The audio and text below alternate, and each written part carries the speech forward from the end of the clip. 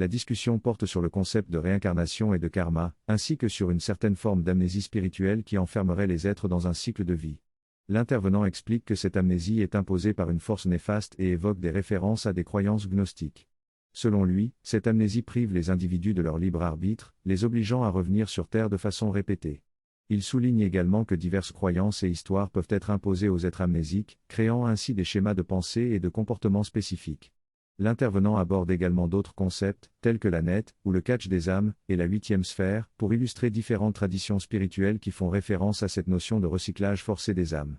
L'interviewé complimente l'intervenant pour sa capacité à expliquer ces concepts de manière accessible et non intimidante, soulignant l'importance de rendre ces informations accessibles à un large public. L'intervenant fait part de sa volonté de trouver la bonne manière de communiquer ses idées, en évitant à la fois de les édulcorer et de les rendre trop effrayantes. Dans cette conversation, l'oratrice mentionne qu'elle a connu des moments de désespoir et d'impuissance, mais qu'elle a également trouvé une grande satisfaction à aider les autres à retrouver leur souveraineté spirituelle. Elle explique que la souveraineté spirituelle permet à un être de venir de l'amour et de manifester la liberté. En étant internalement souverain, l'expression externe de cette souveraineté est la liberté.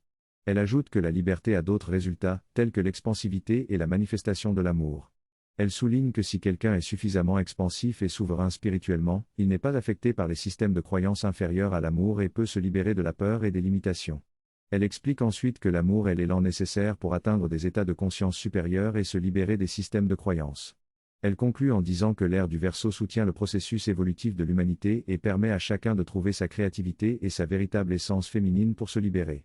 Elle mentionne également que l'ère du Verseau est une période de révélation où nous découvrons que nous sommes tous issus de la source divine.